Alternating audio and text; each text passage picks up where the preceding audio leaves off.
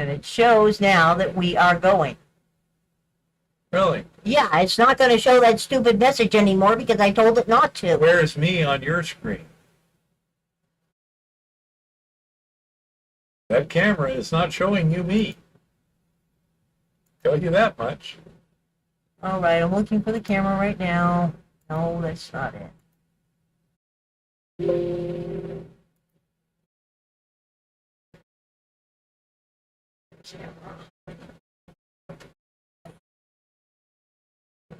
Plug in. It's got power. There you are.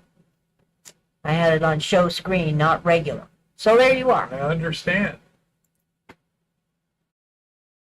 Hey, Alex, how's it going? By the way, how did things work out with Jimmy there? Did that help out a little bit?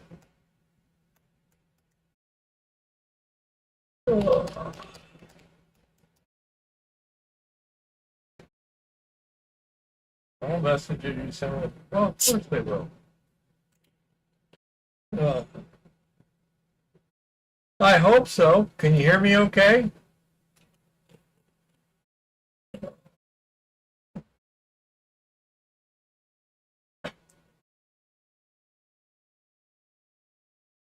Okay. Thank you, Rusty. Oh. Anyhow, as usual with the new stuff, how did things work out with Jimmy over there at Cardwell, Alex? By the way, you're near Bozeman now, right? Did it rain like the dickens on Saturday afternoon?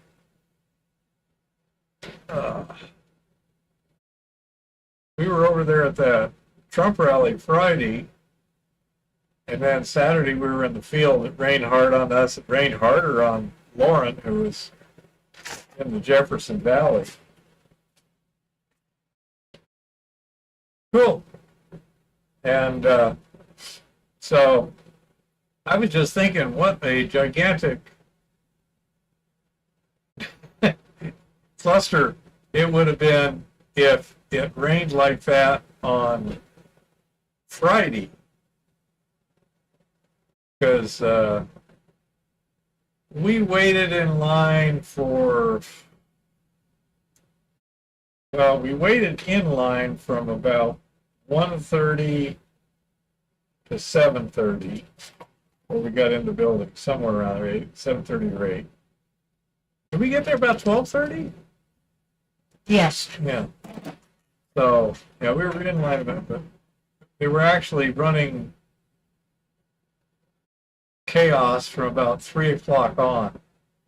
And I have no idea what would happen if it had had that kind of just pounding rain, because you had roughly 10,000 people and the venue was not open, because of security concerns. I just have no idea what the organizers would do in a case like that, because it's one thing if it's just sprinkling, but from what I understood, you get, over there near Twin Bridges got pounded Saturday, like 1.5 inches in 45 minutes or some god awful thing. Just horrible. So that would have been pretty ridiculous. And I don't know. Trump was late as usual, but I think this time he had an excuse. The plane had to land early because of a engine failure. Yes, he was. On the other hand, from what I understood, plane had an engine issue, had to land at Billings, and then they had to drive an impromptu motorcade from Billings to Bozeman. I'm not absolutely sure of all that, but yeah, it was a mess. I think in general the speeches and stuff went off reasonably well, but the line control at the event per se was poorly thought out and it turned from a line to more of just a mob. Not too much trouble or anything, but yeah, it wasn't very efficient whatsoever. And yeah, we got out of there about 11:30 or something. Yeah, it seems unlikely to me because then he would have flown on. I imagine that his plane has burgers. But yeah, it's quite the chaotic event. This was our fourth rally that we'd been to, and it was the most kind of chaotic, so to speak. Aside from that, let's say I thought the speeches and everything politically it went pretty well. Everyone was on the same page and doing the same messaging and stuff like that. So from that standpoint, I think they did fine. Organizationally, from the pure nuts and bolts, not that great. So we've only got 3 people here. Interesting. Hey, Forrest.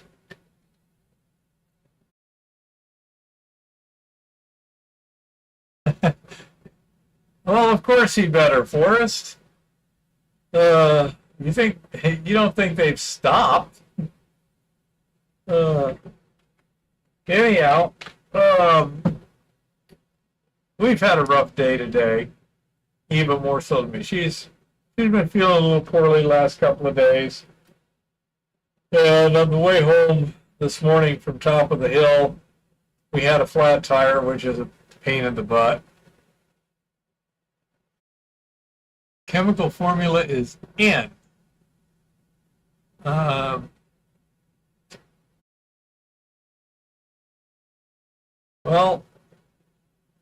triple bonded nitrogen is a gas. I don't know of any other thing that's solid nitrogen except maybe a high pressure version of nitrogen. What are you talking about, Alex? I'm curious here.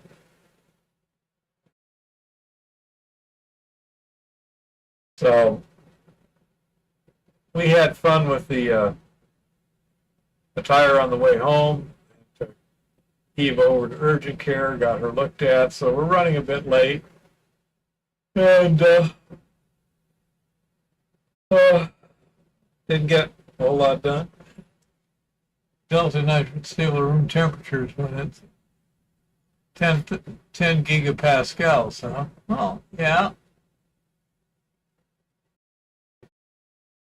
Found in some diamonds. Okay, yeah, so that'd be the only place you could find it naturally. You need a matrix that could maintain that kind of pressure on it. Interesting. Yeah, I've never heard of that before, Alex. Yeah, getting old kind of sucks. That's for sure. Anyhow, so I just posted a video. I don't know if anyone's had time to look at it or not. About our latest trip up to the top of the hill. What we were hoping was the vein in place last time does not look like it at this point. But it does give us some interesting questions. When we say disturbed area, we mean it because somebody moved some stuff around. And we have no records of what they were doing, why they were doing it. Hi, Jean-Francois. And so it's kind of hard to tell what happened. If you saw the dump, can you do your little one? Just gonna try and go through some stuff here.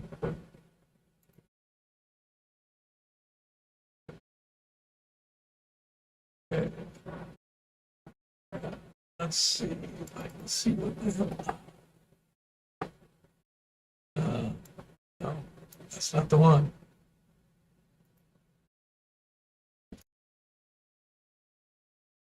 Okay, if you take a look at that one there, Hold on.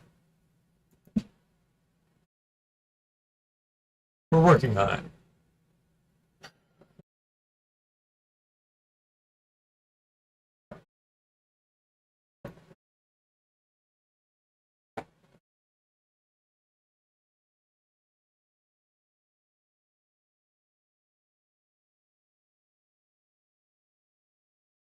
Um,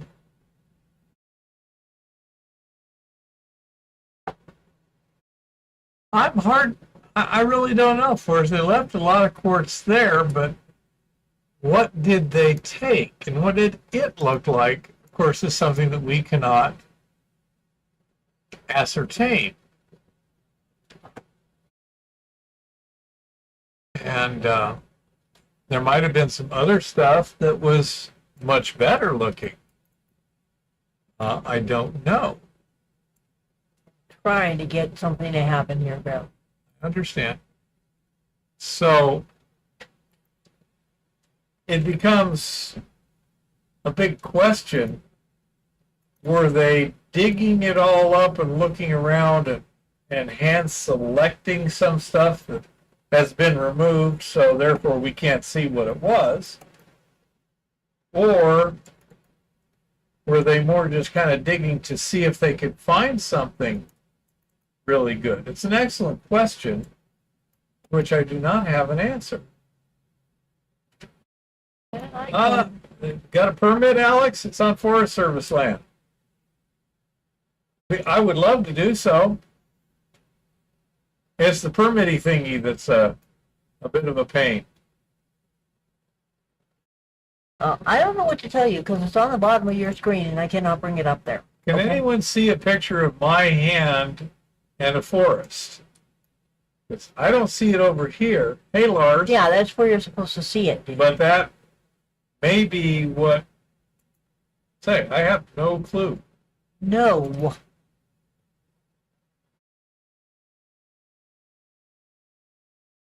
Yeah, this is one of those things that they're likely to catch. Hold on, I got an idea. Don't bother me right now. So I would suspect they probably would.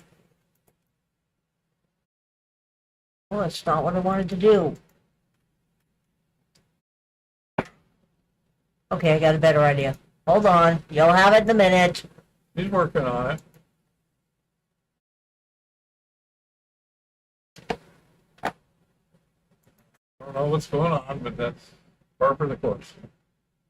So in this particular place, yeah, as a matter of fact, we saw 2 Forest Service vehicles today on the way out. So I presume it would be pretty likely to get caught with something like an excavator. They leave pretty good sized tracks. Okay.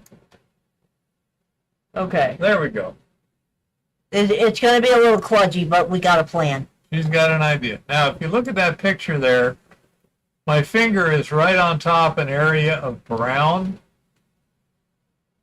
Now, all of the quartz that we found in what we thought was a vein tend to be associated with some brown scritchy material.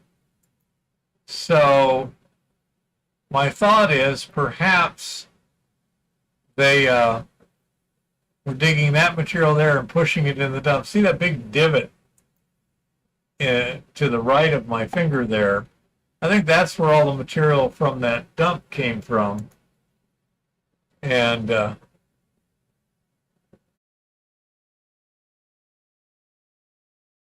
square sieve? Oh, he's talking about the old background. Don't worry about it. Okay. Okay.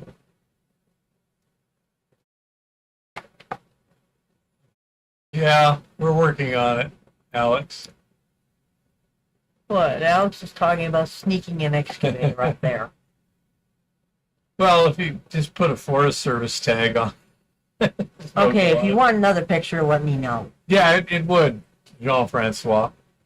Okay, if you can try going to the one before that. This'll be a minute. We'll see what we can get here, folks.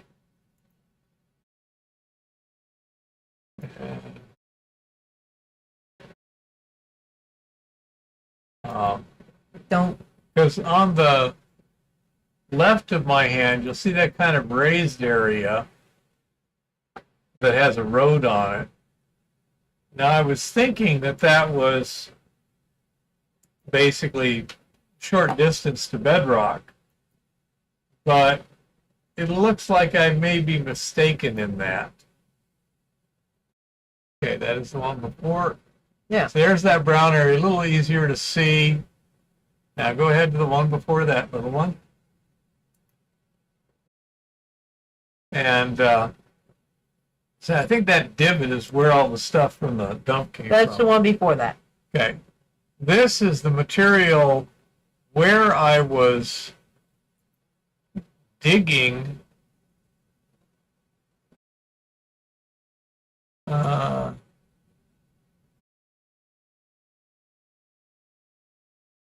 so anyhow, this is where we found that quartz last week.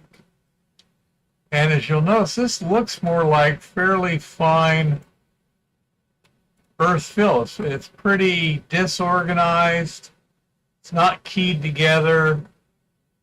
A lot of soil in it. So that's why I'm thinking that maybe it's that's fill right there. And those pieces of quartz were just essentially a clump of material.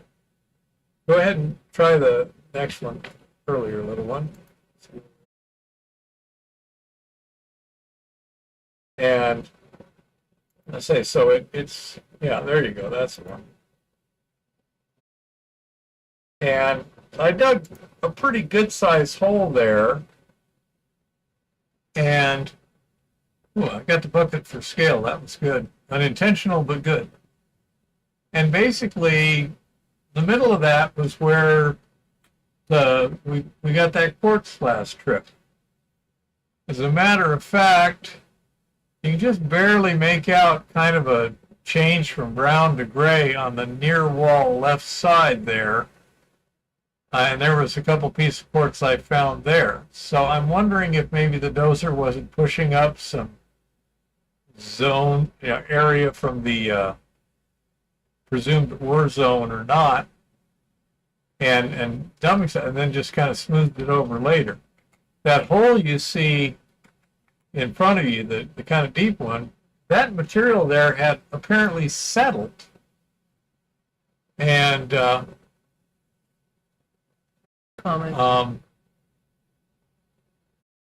I think it's transported. I was hoping, Jean-Francois, that it was decomposed in place. At the bottom of that hole, you notice all of a sudden everything gets a lot larger, and they're also a lot better keyed in place. I think that may be original bedrock in place, but there's no vein anywhere that I could see. The stuff towards the camera from that, I'm afraid, may be filled. But it's fairly deep, as you can see on the right-hand side. That's like 4 feet deep. And I was not expecting that. Yeah, it's kind of hard to tell. The stuff on that far wall looks like you can see some laminations from the bedding planes or something, but it's really hard to tell. Now, if you can go one that shows the dump itself, the little one, kind of from the uphill portion. No. Keep going.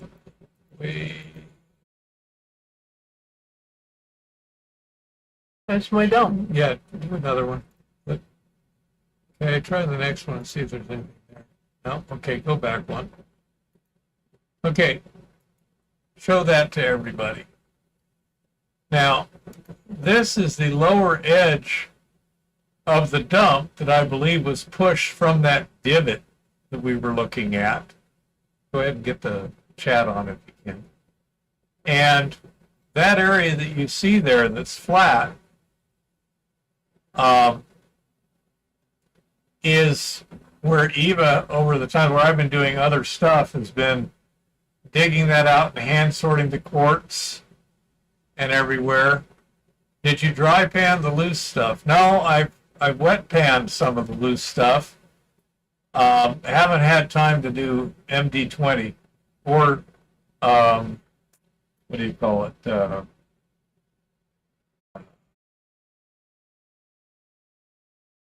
What do you call it? Where you go with a couple of sticks? Dowsing. Dowsing, or try dowsing it either. We had enough time yesterday afternoon, but Eva was feeling kind of poorly, so we didn't do that. But that, you can see all that material Eva has moved there, and she's been sorting those buckets on the right are where she's sorting the smaller quartz chunks that she finds. She also sets aside the nice crystal clusters that she finds. And the bigger quartz is in a pile just to the right of what you can see in this picture here. If you look straight ahead, almost directly between Eva and the buckets, you will see the edge of a quartz boulder. I mean, that looks pretty clearly to me to be a chunk of vein that was kicked out. Yeah, I don't know. Can anyone see her little arrow there as her cursor is on that? But anyhow, that boulder there that's a pretty good size chunk of quartz. And that's a pretty good size vein there. I mean, it's not huge, but I mean, that's well over a foot thick. And so, presumably the dozer scraped it up, pushed it over there. Perhaps that was laying on the surface or near surface, and he pushed it farthest initially. It could be, Forrest. I really can't tell at this point. It would be perfectly plausible.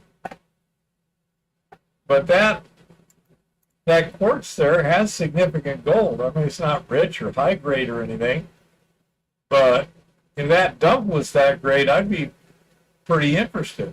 Now, it's just do you the want to quartz show them itself. what this dump actually looks like here? Okay, you can do that next. Eva's going to show you. For perspective, since this is like a crappy picture perspective-wise, That this is the actual dump where Eva's been taking out. You notice there's some layers that have very little fines in them. Like the dude was pushing with the dozer, picked the blade up a little bit, was tailing the fines out, leaving just the rocks. and for perspective on size, when I am sitting on the ground at grade in front of this space, the top of this space, where the dirt is, where the organics are, is over my head. So that's about a 3.5 foot high, 4 foot high piece of wall. Yeah. I say, what were they doing? I don't know. I think they were looking for something. Whether they found anything they took with them or not, I can't tell.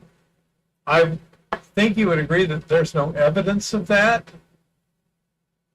They left a lot of quartz there, but there might have been some other quartz that have little pockets or whatever that were really rich, that they go, aha, when we see that, we take it. That is my thought exactly, Forrest, because at the prices of gold back when this would have been mined, what is now ore for us would not have been ore for them.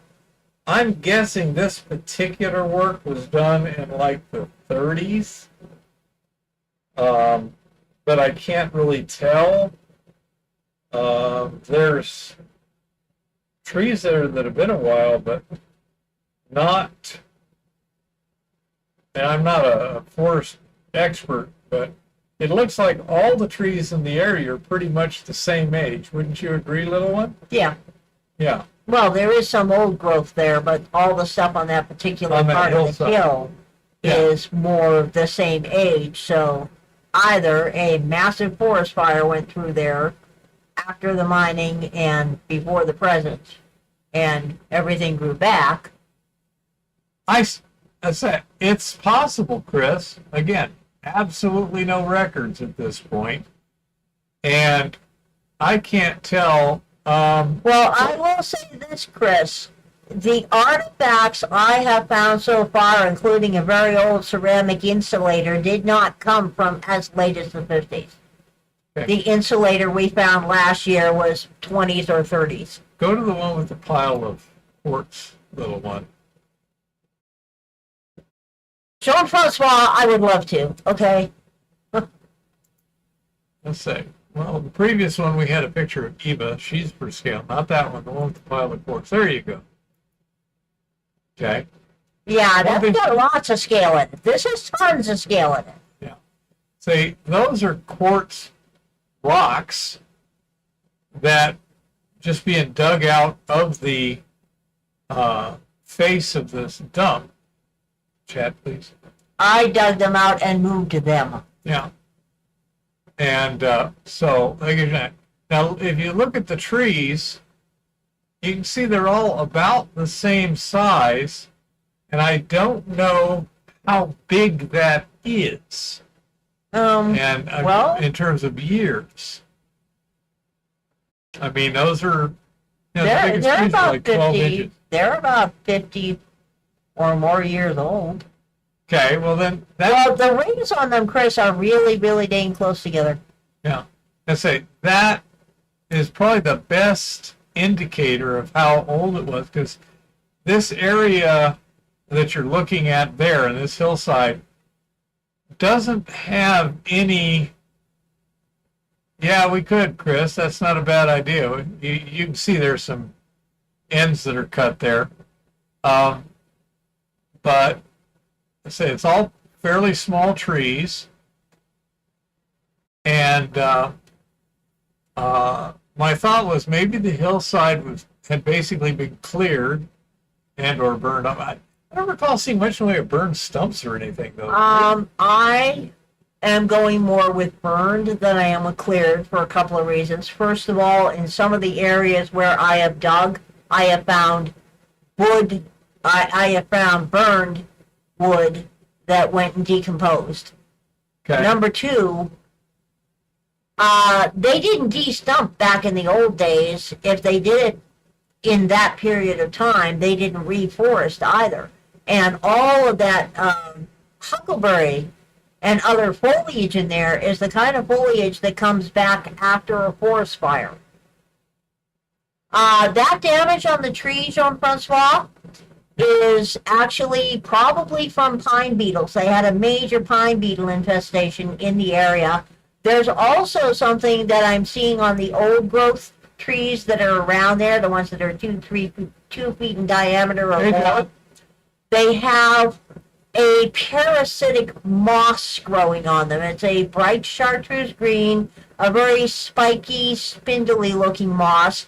I do not know whether it is a symptom of diseased tree or is causing the trees to die, but it is only found on the sick or dead trees.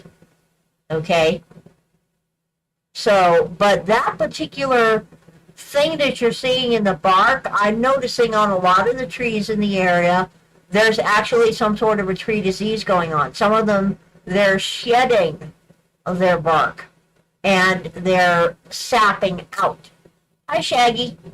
So they're not exactly healthy trees here. Chris, I did not see any fungi or lichen to speak of on the old growth. All I have seen on the old growth is the parasite, the clumping moss that I am seeing. And all of the dead trees have this moss on them too. It's not the typical moss-like thing that you think of as in soft, and this it's more like a Brillo pad, so to speak. That could be, obviously the bulldozer could have whacked that one. Kodak, I have no idea how to do split screens. Okay? I'm having enough trouble dealing with the OBS, and since I never get any practice time with it because the computer is always in use other than live stream, it's going to be a while. But you can see all the dead wood in the back. Due to beetles and wind, there's a lot of dead standing timber and fallen dead timber. So just to clear out that little area there at the foot of the dump, you can see how much wood I had to chop up and chuck into a pile just to give us some nice room to work. It's a little bit of a pain in the ass because there is so much wood laying down. There's an area up by where we're camping. For those of you who have seen the video I posted today, you can see the size of those trees that are all just laying down. Half black and half rock and trees on my screen. The black is, I have no idea why it's happening, Kodak. That's actually the chat because he wants to see the chat. I'm pretty sure if I do this. That's what it is. It's blacked out so that I can see the chat. Yeah. Yeah. I mean, there's really not much I can do about it for you.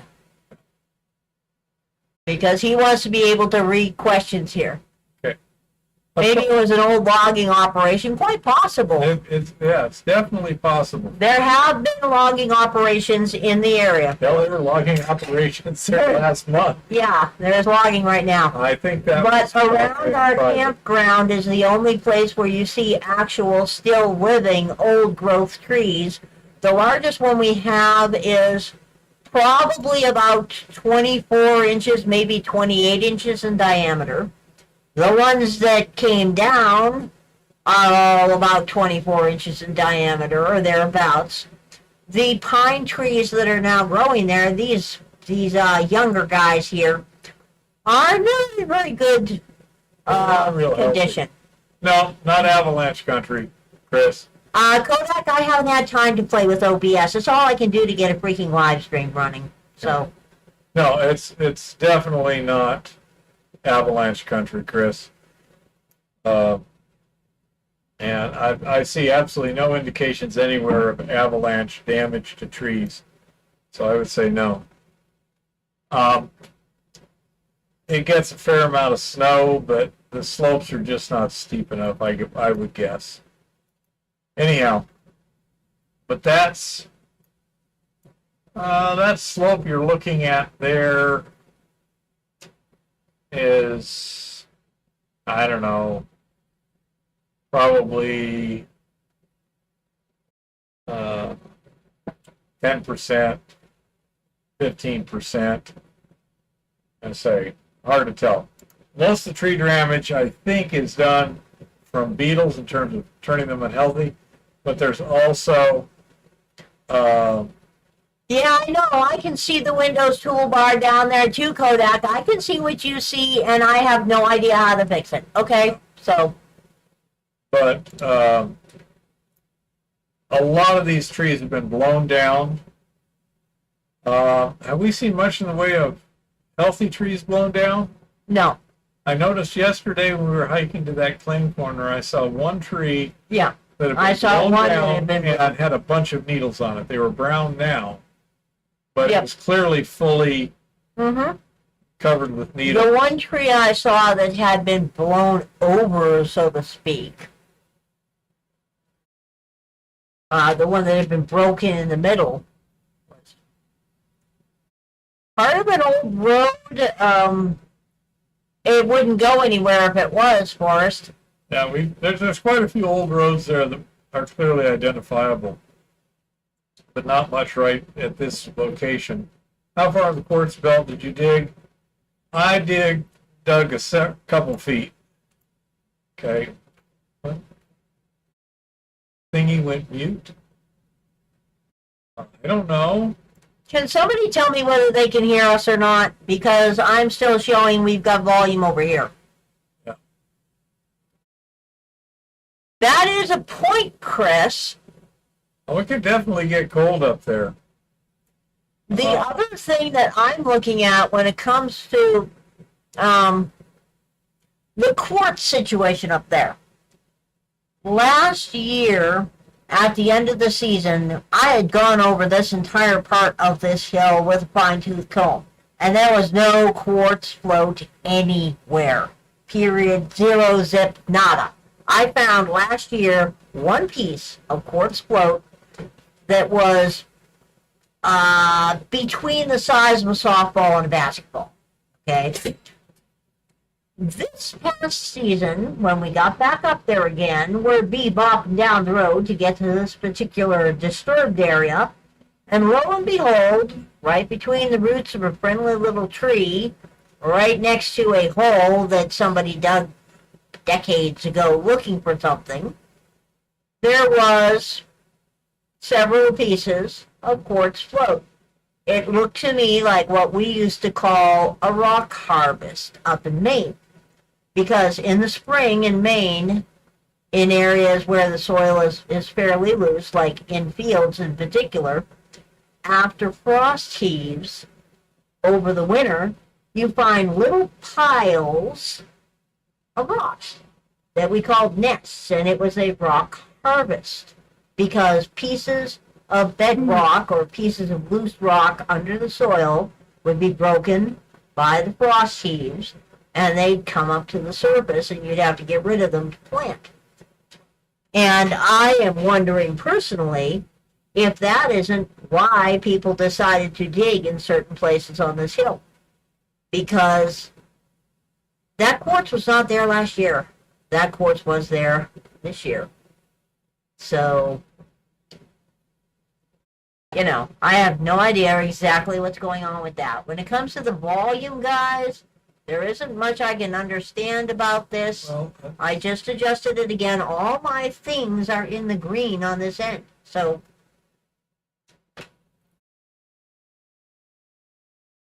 float basically means it's just floating on the surface visually.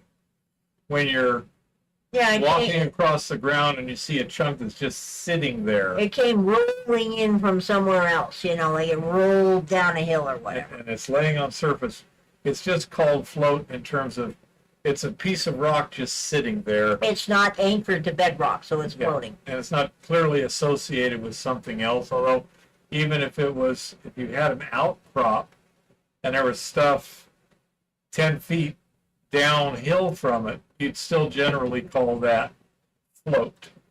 Okay? It just means it's not really attached to anything. It's just floating around. But that is a geologic term. It may not be, in the geology textbooks per se, but yeah, geologists use it. And if I'm speaking too loud, hey Chad. Hi, Chad. Just let me know, because my natural inclination is to make sure I'm heard, because I've worked in noisy environments, so you tend to raise your volume up. And so I'd say if I'm just doing too loud, let me know. But yeah, it's kind of frustrating. This week we were a little short on time because we had that rally to go to.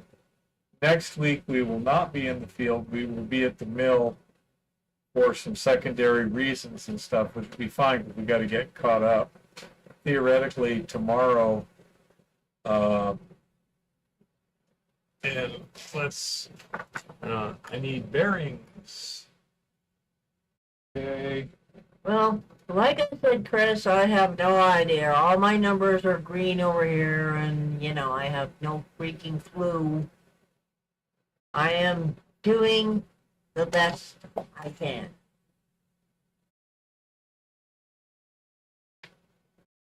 And so anyhow, the work next week is going to focus mainly on getting stuff crushed and pulverized and in the tank, dissolving some gold. We got plenty of rocks stacked out there. Oh, wow. And somebody had the Aurora in the Big Dipper at their house. Yeah. So I don't know, Chris. Um, Beyond my level of expertise, if Ryan was here, he could probably work some magic pretty easily. Um, I was wondering, I remember in the past sometime we actually gave him access to our computer remotely where he could run it from his place. Yeah, well, I don't think he can do that now. I So, I talked to don't him know. at some point about it.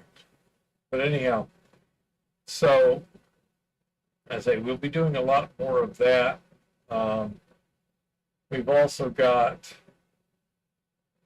a video where we were actually processing the samples from last trip to give everyone an idea of how we do that. We got a couple bottle rolls running right now, and that those are both from Discovery Cabin, right? They were better grade. I believe so. Yeah. Yeah, I'm going to talk to him about it when I get a chance, Chris, but right now he is up to his eyeballs in office drama. Yeah. So that's well, you could probably do that too, Chris. But anyhow, so that's kind of the plan for next week. And Eva's, I say, she's feeling a little bit under the weather. We're working on that. She really works her butt off out in the field there. So it'll be good to give her a weekend of rest. And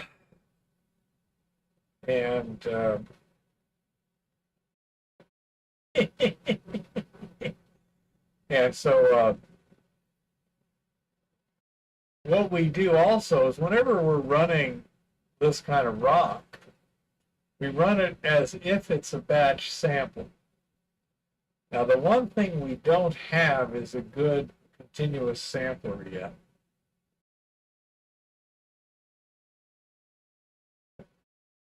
We are using a Tonor boom mic. You know, It's not the most quality, it's not the least quality. Tonor. Ryan actually bought it along with the camera and sent it because it's what he used at home.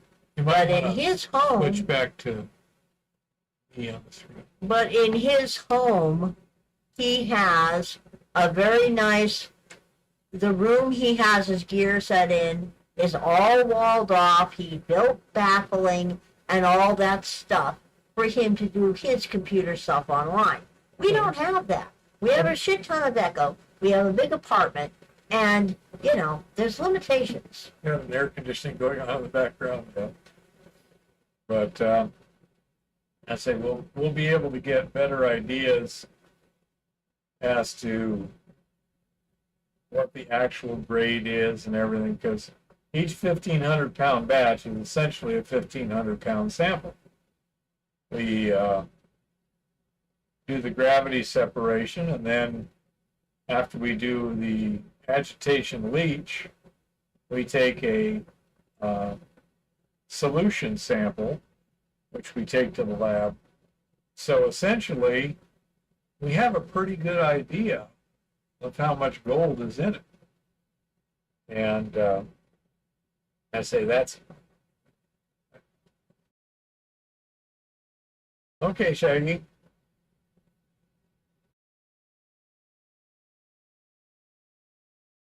I think this one has a directional and an omni thing. We got it kind of back a little bit because we kind of want it to get Eva and me. There's more directional directly on me. But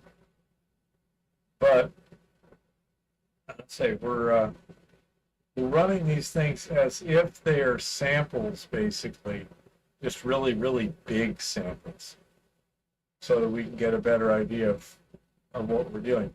Once we've hauled it out to the ranch and we've jaw crushed it, we might as well process it. You know, because it gives us something. Let's see.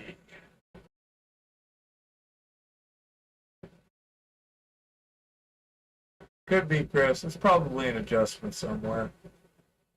Be my guess. Yeah, I would say that's entirely the case. Yeah, we do basically 1,500-pound samples. We can easily process 1,500 pounds at a time in the agitation tank. So we go ahead and sluice, pulverize and sluice into the agitation tank 1,500 pounds, and then agitate for a week, dump it, and get a sample. Actually, Kodak, there was some discussion years ago. I don't know how it was ever resolved or if it was. But some people thought that the gold nuggets may actually grow in the alluvium in some cases. And I don't know if that was ever refuted or not. I think there was some involvement of bacteria that was purported.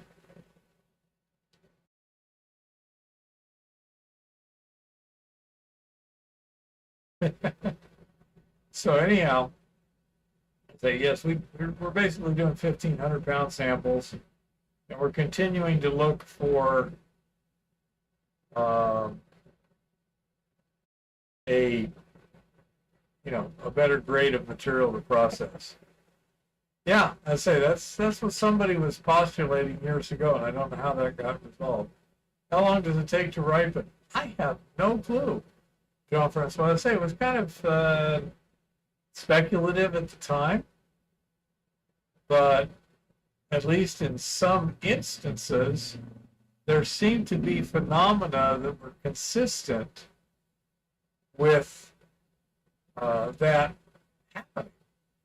And so again, they had questions. Other times it's pretty clear it isn't.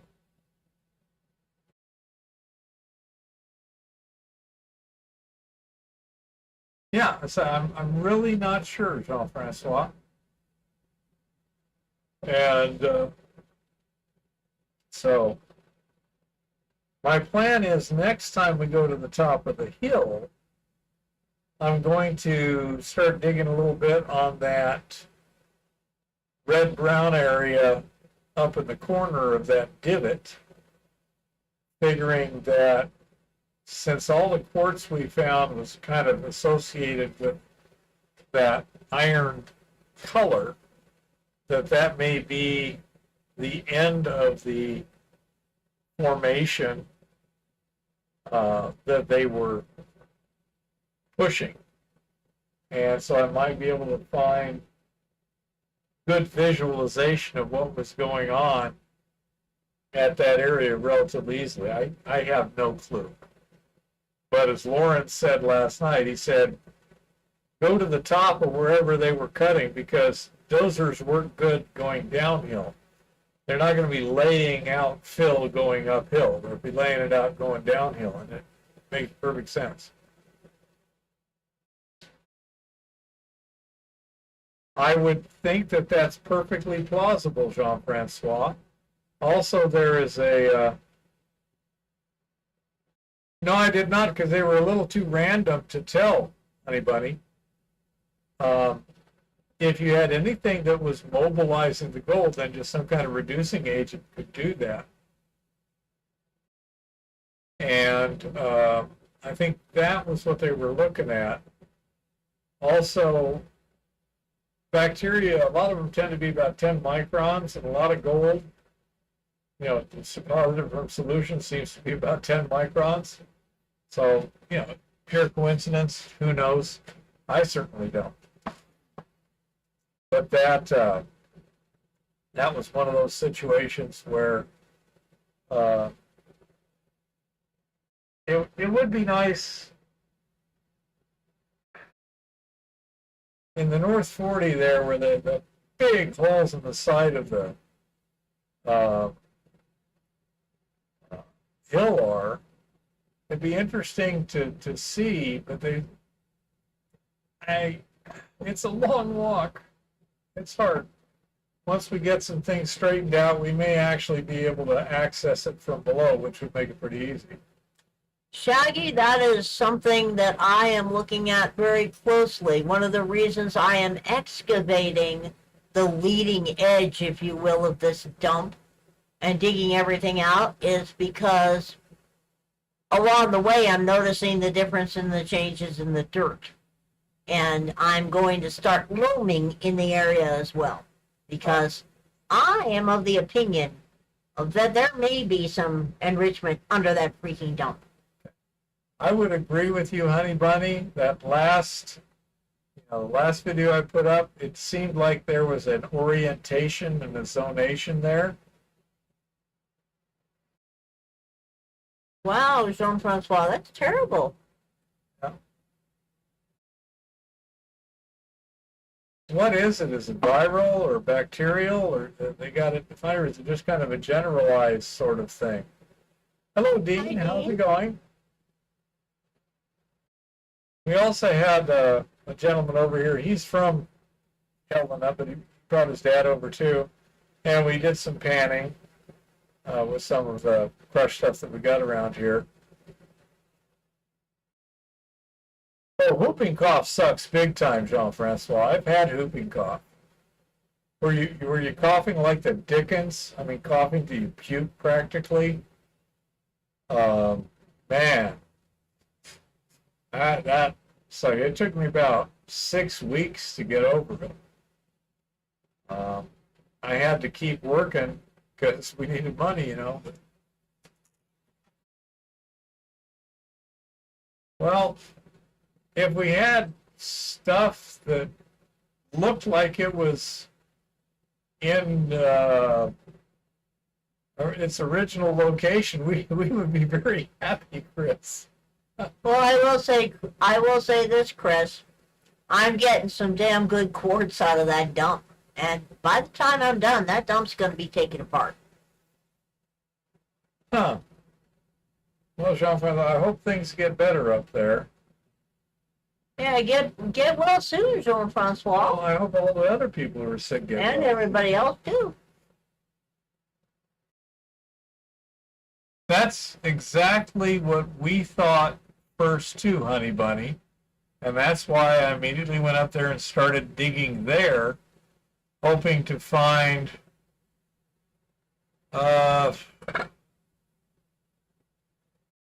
hoping to find some continuity. But there wasn't. It didn't go hardly anywhere. It was just a little clump. So I don't know what it is to say. It's just very strange. And let's say we shall see. I know that where Eva's at, say she's working a dump. We know exactly how it got there, but we're wondering where it came from. We saw the size of those quartz chunks. I mean, somebody found a lot of them in a relatively small area. Goodness. So, and there's also,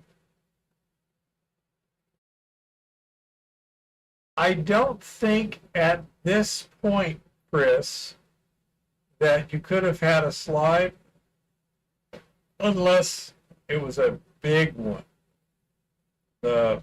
On the other side of the hill, where it's steeper, you can actually see where the trees are all bent, where they were obviously sticking up, and then it slid, and they were kind of pointed sideways, and then turned and went up again. And so there is that phenomenon. Caused by prevailing wind. Well, it's only seen in one spot there. I think that was from a surface slide or something. But this area is fairly flat lying. I mean, it's not flat, but it's more like the top instead of the side of the hill. I don't know.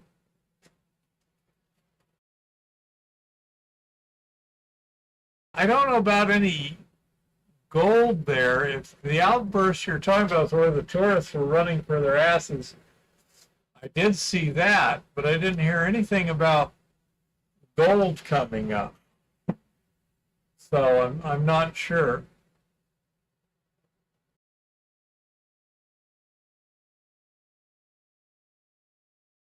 Well, it's broken up. Brecciated means broken generally in kind of in place as opposed to just ground up like you would in an alluvium.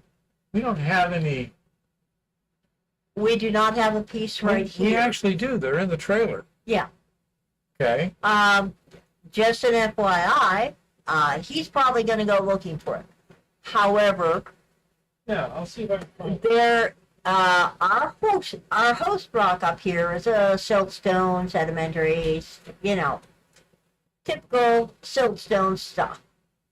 And we got some of it this last trip that was extremely brecciated, and all the way through it, it was re-cemented together with super, super thin quartz veins that have little teeny tiny, perfectly clear quartz crystals in them. Twofers, as I call them, because the crystals are trying to grow together like teeth inside these small veins.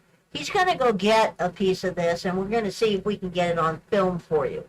But yes, there is a lot of brecciated host rock up there. A lot of the geology we've read from the area, like several of the mines that were up there, one very large one in the past, listed that they were mining a 40-foot zone of brecciated host rock. They didn't say what they got out of it, but that's what they were mining. And other geologic surveys and geological reports from the area talk about the area being permeated with quartz stringer veins. So we're not exactly sure what's going on up there, but it's interesting. Oh, really? Chris Ralph. Gonna have to go watch that one. I like Chris Ralph. He's cool. But we did bring home some of the heavily altered wall rock, the heavily altered host rock that's got this brecciation going on in it. The funny thing about Top of the Hill in general, and the funny thing about this area, is the dirtier, buggier stuff that looks like it would be, or is the stuff that's coming out with the lowest values. Like when you see this host rock that's been altered, it's got dendritic things in it and leopard spots in it that, molybdenum or whatever's going on there. Manganese, etc.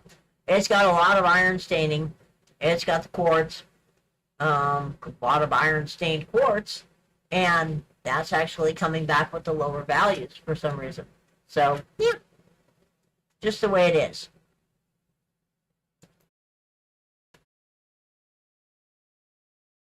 But he is down there looking for a piece of it for you so that he can show you.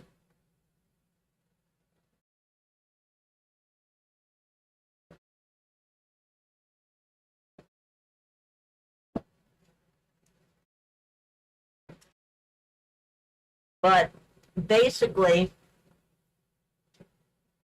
we're even getting decent, we're even getting good values in free mill gold and decent values in free mill gold from the actual quartz crystal clusters and the nice pretty white sugar quartz and the flaky quartz. When you get into the stuff that's got a lot of iron in it, it's weird for some reason.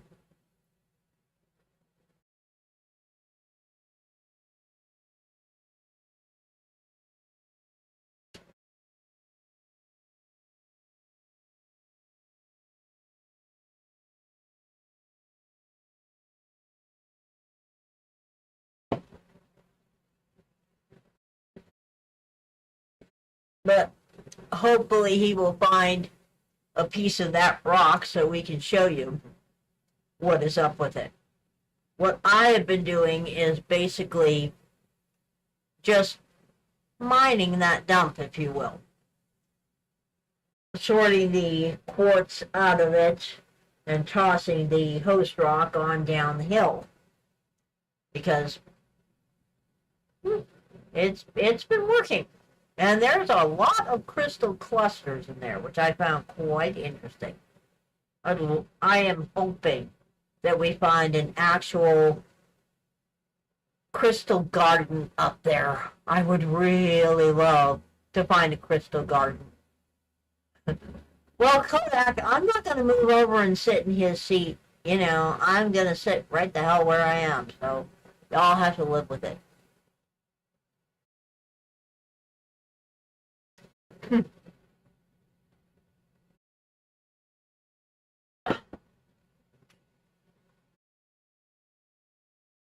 But we have yet to find an actual quartz vein in place. Anyway, and yes, Jean-Francois, speaking of crystal, of which I have many, many very nice pieces right now, what about it?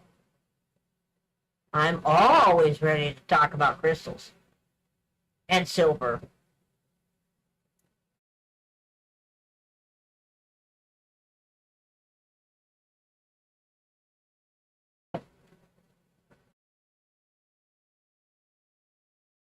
Oh, wow. I've seen geodes that high and bigger, Jean-Francois. One year at the gem show in Tucson, we saw a pair of geodes that were 8.5 feet tall. They were glorious amethyst geodes. And I've also seen quartz crystals that, euhedral crystals, the actual points, large crystal clusters. There's one on display right now in Tucson that the points are about 18 inches in diameter.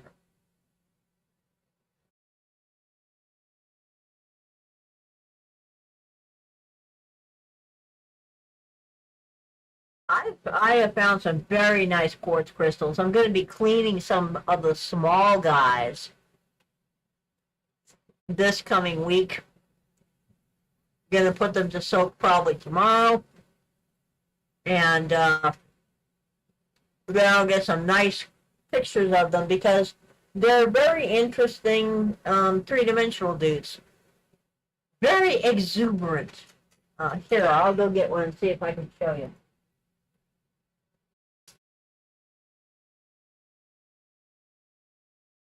These dudes are not cleaned yet. But that is what you could call pretty dang exuberant loot. And we got this guy. Needs to be cleaned up.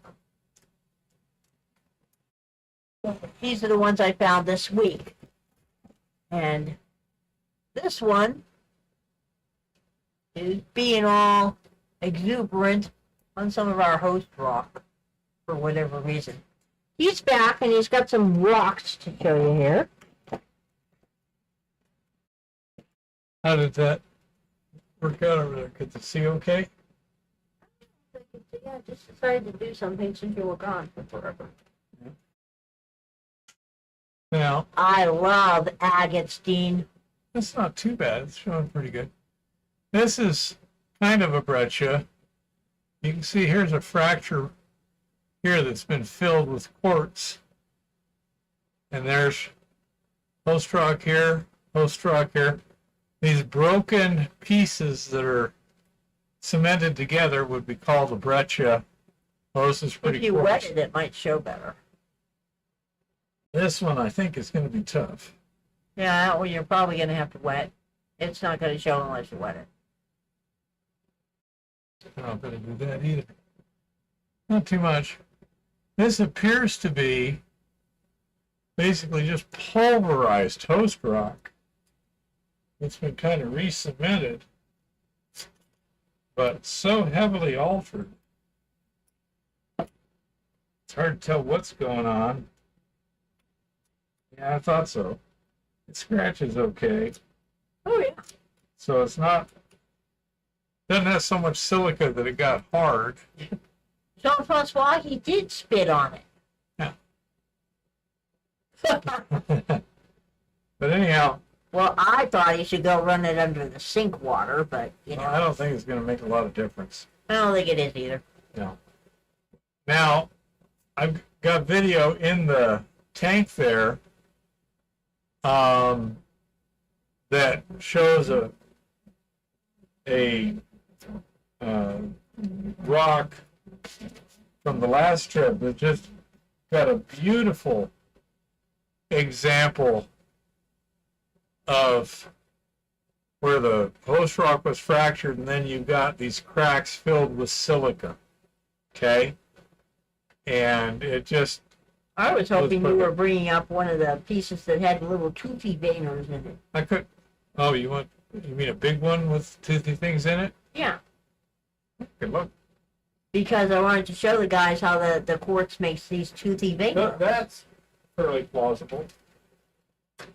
Well, anyway, he's going to go see if he can find some toothy dudes, as I like to call them.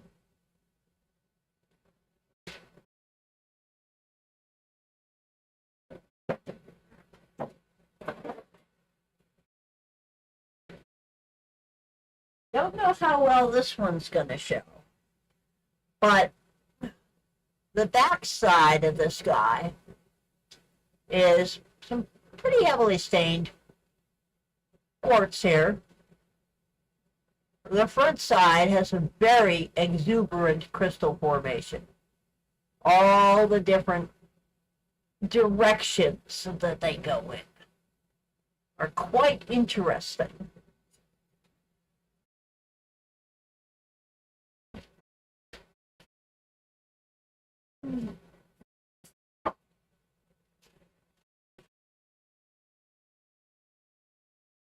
Just for the front of it, I want to see. Nope. Too much light.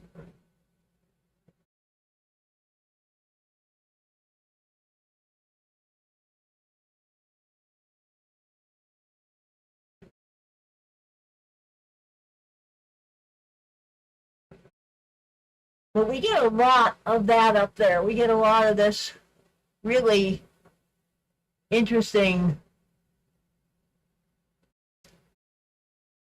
Jean-Francois, I don't grow nails. I don't waste my time, okay? Absolutely ridiculous. There is 0 point in them. But as you can see, you've got all kinds of different directions that they grow in. That's why I call them exuberant, because they are. These are just happy dudes that are just exploding out with cool crystal things going on in all directions. Very interesting. And for some reason, I'm finding a lot of them, which is why I'd like to find out where they're growing.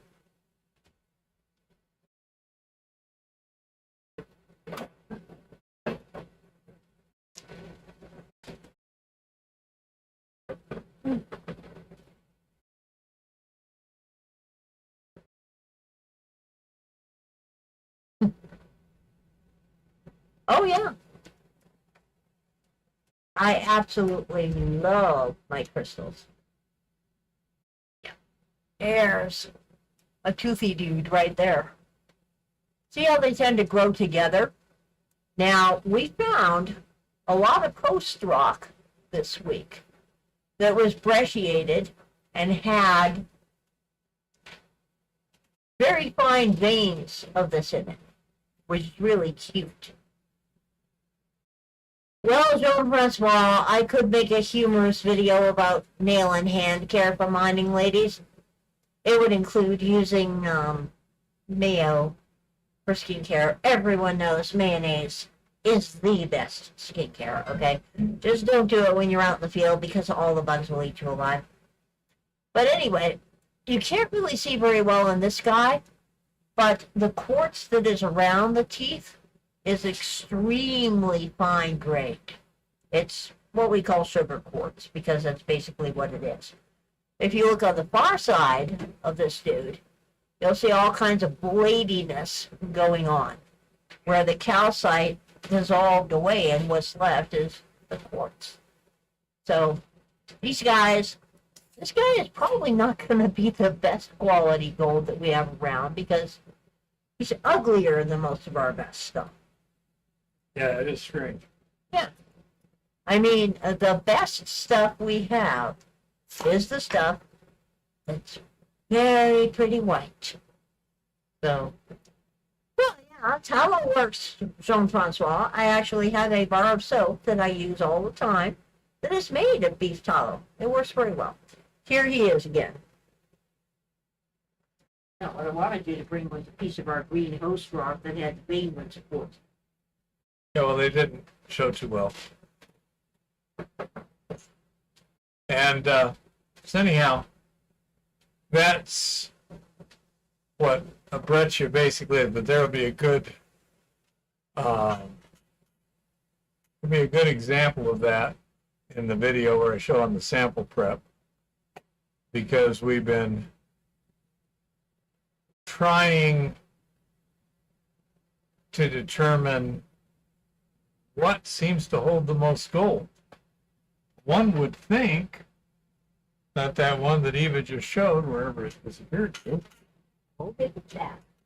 would probably be good, but it doesn't seem to carry much in the way of gold. This right here is generally, and this is the wrong stuff, but basically if that was white with just a little bit of stuff, it would be. So the nice clean white, kind of like this stuff here, that seems to be about the best material, which is weird. It is. But such is life. You have to go with what is, not what you wish it was. I will say this. It's annoyingly unobvious as to what the heck is going on there. Wow. So, let's see. Next step is to find that the elusive quartz in host rock. And we have a bunch of other stuff happening, but nothing really exciting going on right now. We do seem to have the mill working well.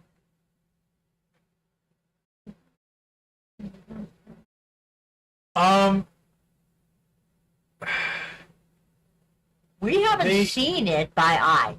We haven't seen any in the rock, but when we crush the rock using the RC46 and we're panning the gold, the larger things are kind of flakes and a bit fractal, aren't they, little one? Yep.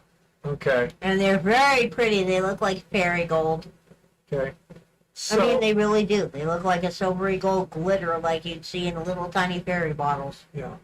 It's not so much crystalline. It is a bit fractal. It is kind of flaky. After it goes through the impact mill, it tends to ball it all up. And so the original shape is pretty much Oh, indiscernible. man. Trump's interview with Musk crashed after coming under a massive DDoS attack. A DDoS attack. Oh, well, So they claim.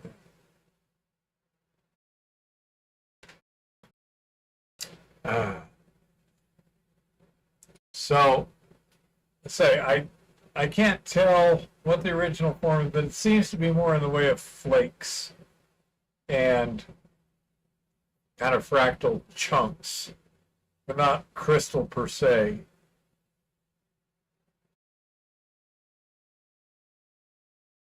So, let's say, in terms of what the actual form is, Yeah, he kind said of- that they had tested it with 8 million inputs earlier, so they know this was a malicious act. well, I'm not sure, Dean, but maybe some of you guys know more about. I know that there's different kinds of lithium batteries, um, but some of them seem to be susceptible to catastrophic and sudden failure, and perhaps others are a lot less likely. But I find it kind of disconcerting to see how something can go poof in a matter of a second or two. You know, it makes you wonder. Hi, Culture. Yeah, I was thrilled when I found out. I mean, I was like, oh my God, oh my God, oh my God. So happy. Did you tell people? I had not told anyone yet, but for everyone who had not heard, Culture Currency and I both hang out on Reddit in a sub dedicated to people who stack silver. And a mining company called Kuya had given away some core samples shaped like hockey pucks from one of their silver mines. And Culture won 2 of them because he's the luckiest person in the known universe. And I won one kind of by accident because I was entering all the time, and a couple of the other members had said that if they won, they were donated to me because I am just generally such a totally cool person. So one of them won, so I'm getting a silver core sample. And I'll be showing it off when we get it. We will be the only ones. Lithium iron phosphate are very safe. Okay. What's the power density compared to the current lithium ion cells? And what are I know the ones that are pretty much in production now have cobalt, and what else they have in them? I have no idea. No, but there was cobalt was one of them. Well, the LiFePO4 have lithium and iron phosphate. Yeah. I believe. Oh, yeah. I mean, they are very pretty core samples, honey. They're nicely polished up, about the size of a hockey puck, from a very nice from a very nice silver body up in Canada. So I am very, very much looking forward to getting it because I love core samples. Core samples are so cool. And Culture, by the way, since he is the luckiest person on earth and won 2, is going to be giving one away on his YouTube channel. So bear in mind, people, Culture Currency is always running amazing giveaways on his YouTube channels. And he does a lot of really good videos about the history of very nice premium collectible silver coins. So you might want to go check them out. Anyhow, I say so.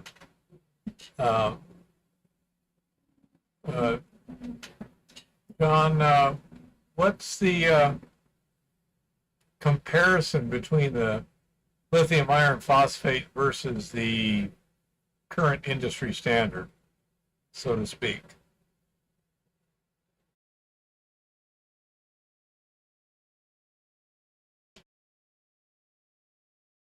$280 amp hour. What's the voltage on that, Jean-Francois?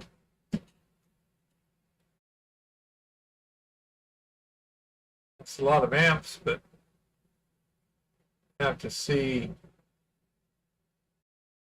what the voltage was.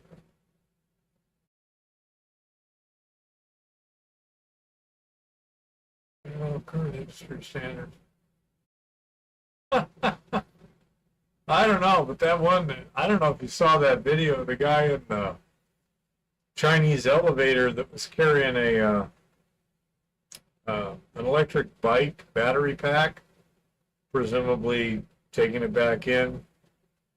3.6 volts, huh? So, 1,000 watts. Okay. Get 8,000 watt hours, basically. And yes, it turned out that there were sightings on those aurora as far south as Texas. But anyhow, I say that was pretty amazing. That guy didn't survive that surprise. And it went from starting to outgas to detonation of or actually deflagration of the gases in like less than 2 seconds. Well, this is exactly why people should stay away from that shit. This one, Honey Bunny, was not actually an e-bike. It was just the battery. He was holding it in his hand. And it was surveillance video from inside the elevator. And say it was just dramatic.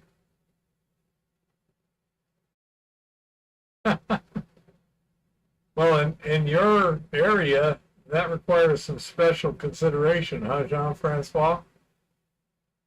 Yeah, say I don't know. It's a technology that I know too little about, but I know that in some cases it can have some bad results. Of course, one can say the very same thing about gasoline.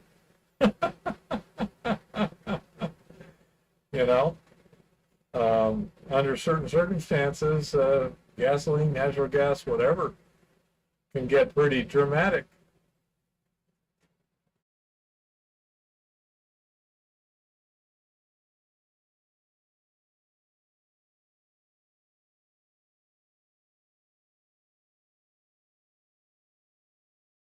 Okay. And is that because of the power density, Jean-Francois? Because it seemed to me lithium, okay, both have lithium. Iron's a lot more easy to get than cobalt. Phosphate, that's not so hard. Okay, yeah, that's what I suspected. Had a lower power density, and in a transportation thing that's so critical.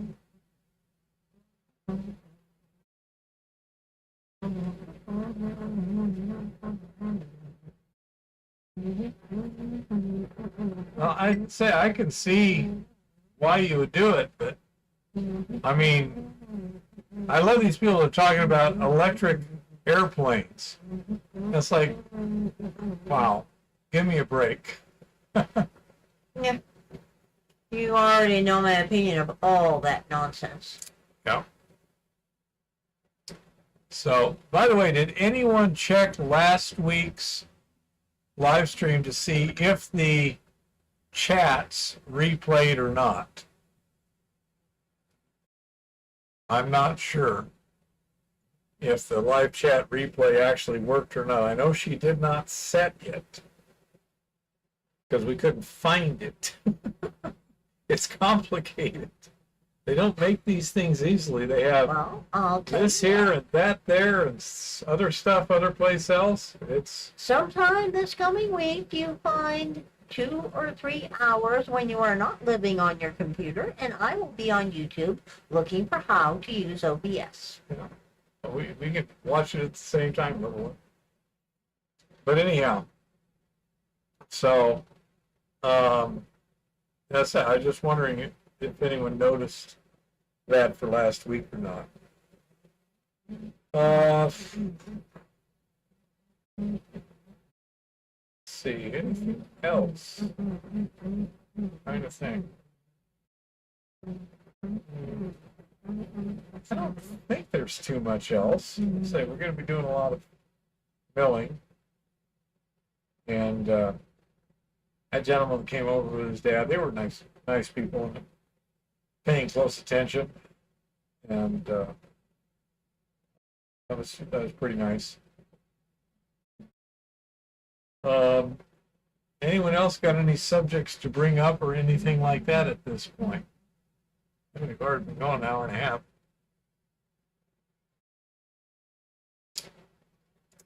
Yeah. By the way, how's the bandwidth seem to be doing over there from your? It's bad. We're dropping packets like crazy, so I don't know how it's doing on there for them. But we have not been above, 2 bars are yellow down here in this entire live stream, and a couple of times we've been in the red. Okay, so Our internet sucks. Eva says, according to the monitoring systems here, our bandwidth seems to be marginal. How's it appearing and hearing to everyone else? Does it seem to be getting decent quality? Because, you know, even if it dropped half the frames with as little movement as I do, it shouldn't be terribly apparent, I wouldn't think. As long as the audio keeps going smoothly, that would be my guess. But I do not know. So, it doesn't look like you're having any reactions to the medicine, little one. Notice anything? Little one? I'm not feeling bad at the moment. Okay.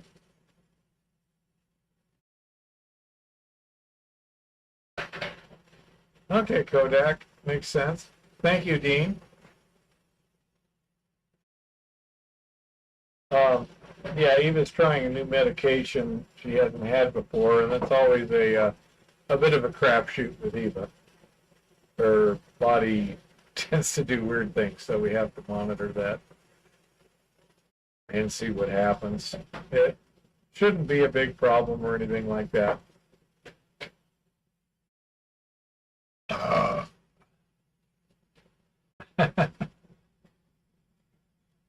That sounds like a plan with me, Jean-Francois. I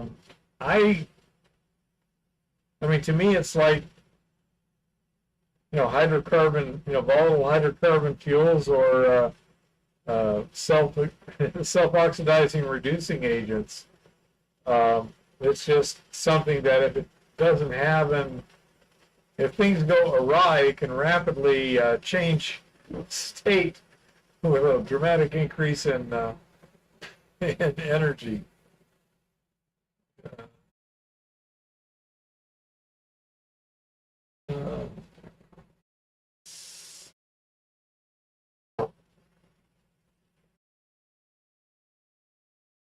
Well, lead acid are definitely a proven technology. If you don't have a weight issue, then,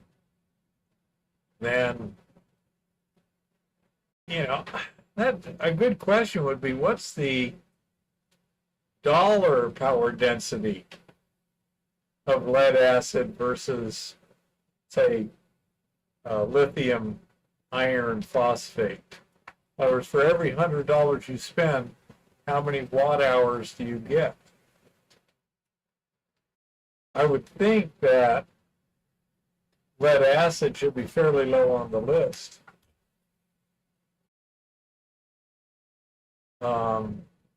Otherwise, the newer ones wouldn't have any use to speak of.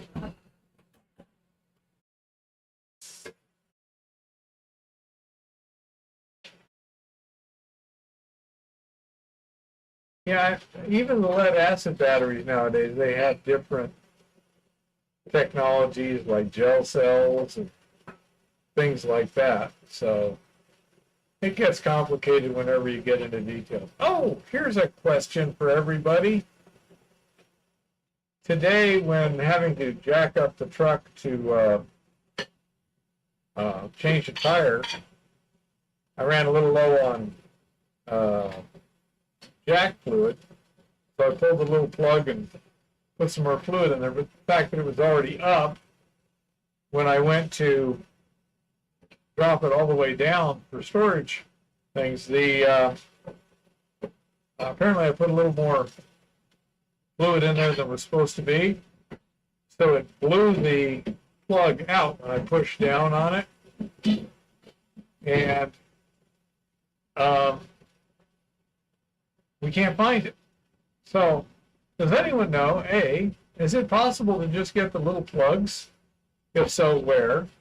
And if not, are all those little rubber plugs for bottle jacks all basically the same size? Or, you know, like, so if I find an old one that's all crapped out, just pull the plug out? just inquiring minds would like to know.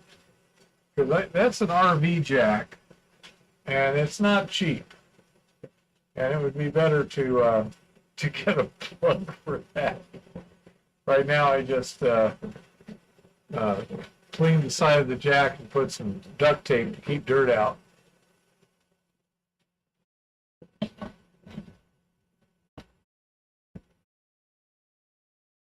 Well, that would be good, Jean-Francois.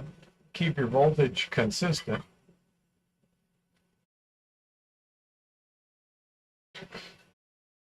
That was my thought, Kodak. Now somebody needs to come up with the magic battery that has more power, less weight, and as safe as can be. We'll see if anyone ever comes up with it.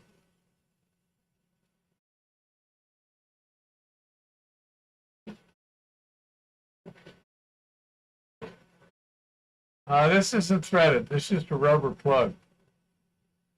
Just that little fill plug on the top of a horse. It's like on a bottle jack.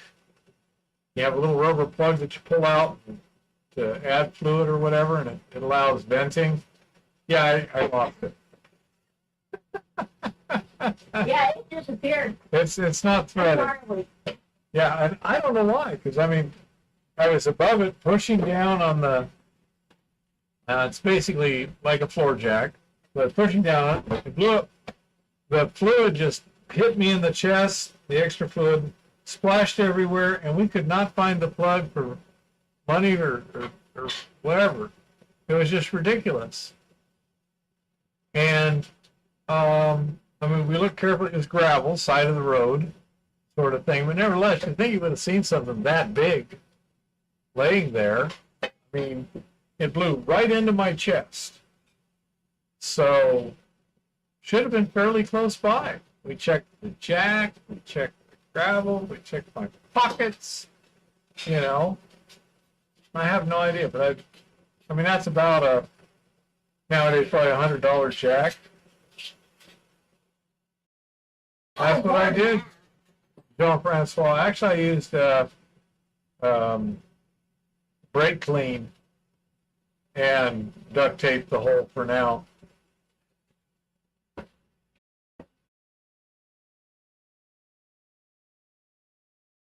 Huh. Interesting, honey bunny. This appears just to be a hole in the stamped casing. And just a smooth hole. But yeah, the grommet might work. Small grommet. A little silicone in there, yeah. It was out on the ground next to the vehicle on the gravel shoulder there, and where's it? A bunch of them for sale, huh? I could probably just measure the hole and look on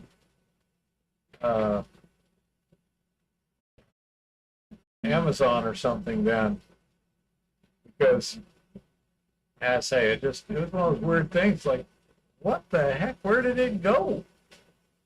You know, it's not like it flew off that way. It went punk. You know.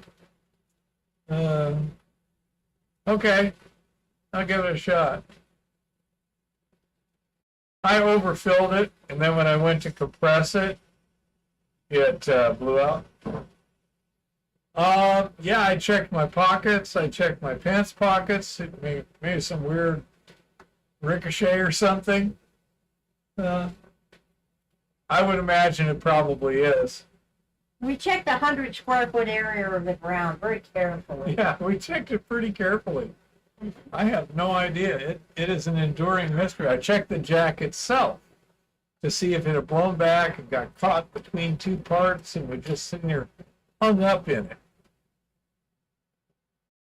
And so I have no clue. This, gosh, I'm pretty sure it's more like a 1/4 inch hole sort of size, but I have to measure it, and then we'll see what we got. But okay, if they sell it on Amazon, It's not critical because I rarely ever use it, and right now the hole's covered with duct tape. Wood stick, yeah, that would make perfect sense, Gary, actually. Yeah. Piece of dowel, Oh, yeah. so that when he loses it again. Yeah. Well, I want something that'll, stick in there and not pop out too easily. Well, a piece of dowel would probably swell once it got in the oil. But yeah, it was just bizarre. And I believe the tire was fine when we left the campsite. The vehicle was behaving perfectly normally. But right when we got on the pavement, started to come up to speed, it was trying to fishtail a little bit. It was really wobbly. What the heck? And because it was in a little mountain thing, it took me a little while to get to a spot where I could really pull off the road. And at that point, it was down to 20 psi, and pretty much it looked more like a dragster tire at that point. It was ridiculous. So I'm sure it's thoroughly trashed. But I say we had a fully loaded trailer, and the truck itself it's running heavy. So yeah, I was feeling pretty sketchy, and I'm like, something's wrong here. And then we started hearing it, we could hear where the sidewalls were rippling a little bit, and it was echoing off of the guardrail. I mean, I was going, about 35, 40 by then? Yeah. It's like, what the hell? And sure enough. Yeah, we probably should have pulled over in that very first pullout the second the one that happens right on that first curve. Yeah, but that was a little bit early. It was like, trying to, is there something wrong here? What's going on? First, I thought it was the weight on the trailer, the way it was loaded. Yeah, ouch on the loss of a tire is right. Yeah, that's a $200 or more thing. We'll probably buy a pair of them so we can do the back axle. The spare tire itself was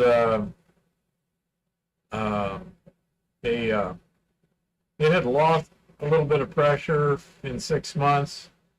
So my plan, and it's a little older, so my plan is to throw the spare away, buy 2 new ones, and then take the good rear tire and put it on as a spare. It's still got plenty of tread, and it's only a couple of years old. I'm not sure how many plies.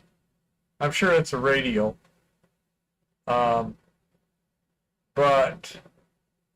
I use a load range whatever that's at least 80 psi. Although I, wouldn't mind doing the. Yeah, that's what we run ours at too, the 80. But I know where the leak was. It's in the middle of the tread. So it's either a small rock cut or something sharp went in it. But I mean, we have an small air pump, so I tried to pump it up. And Well, I would not be pump it up to where surprised it's if leaking. it was a rock cut or a little piece of rock that got in the tread I and wouldn't worked be its way surprised either. in on the top of that hill when I mentioned So again. we put those tires over a lot of rocks. Yeah. So it wouldn't surprise me. if it That wasn't a that small very rock cut. top place that I mentioned. I know where you're is getting talking about. worse. Yep. Yes, it is getting worse. I'm not sure exactly why, but it's most definitely getting worse. So, anyhow, I said that was It has not escaped my attention that it's getting kind of annoying. So we didn't get hardly anything done today except take Eva to urgent care afterwards and a couple little errands.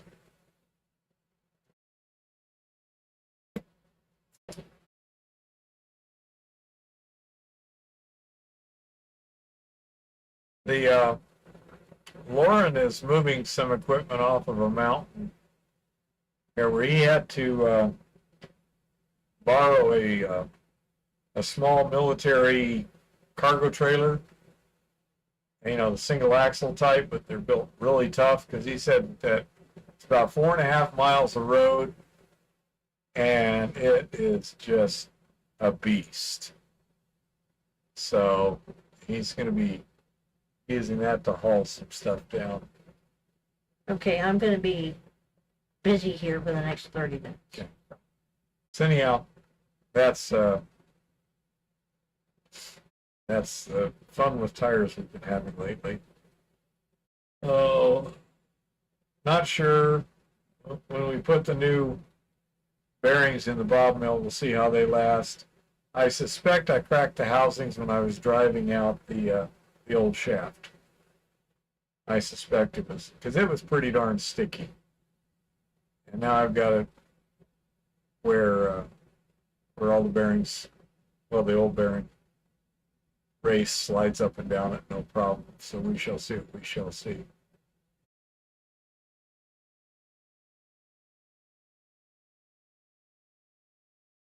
My truck always runs heavy with that camper and stuff on it, so I always just run it at the max. I don't run it a whole lot, so I just run them all at 80 and leave it there. Bugs is a good boy. This was not his fault.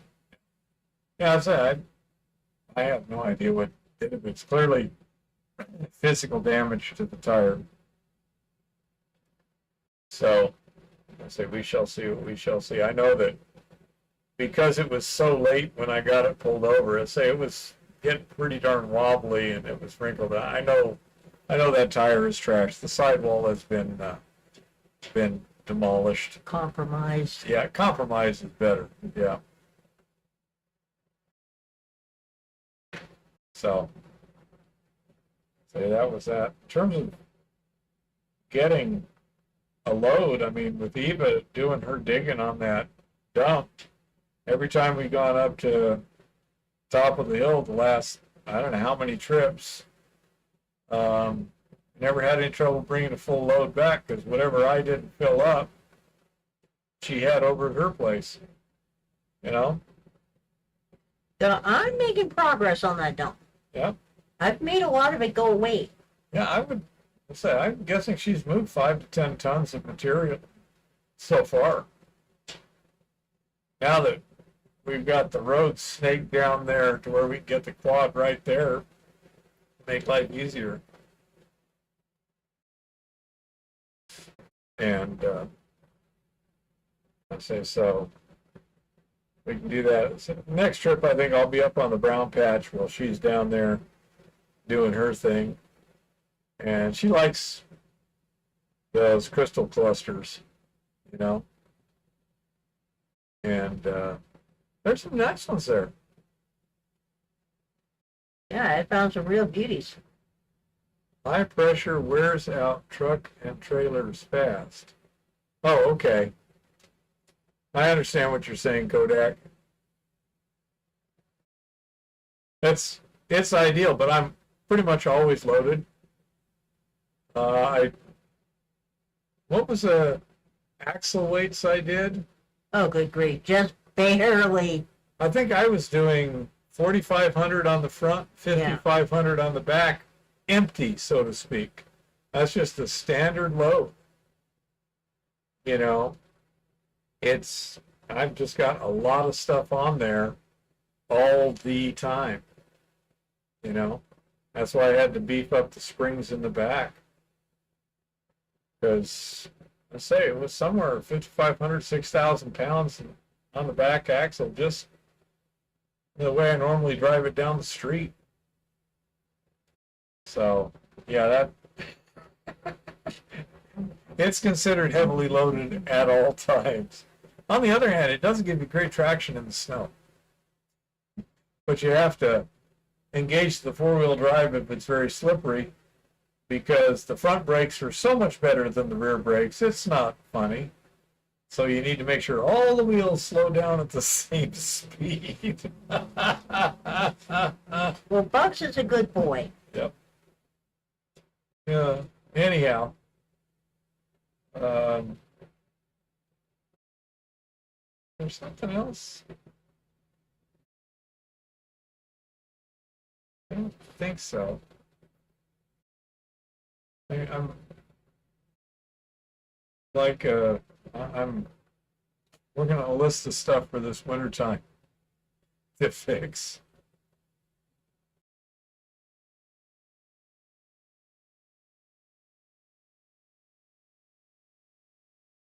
Yeah, I believe it, Kodak. What did you pull that with? A semi or one of these new uh, super pickups they make nowadays?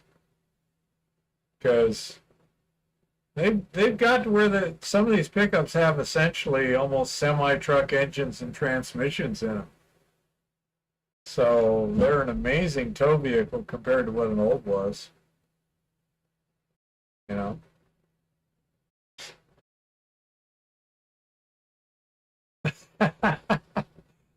Well, why is that, Dean?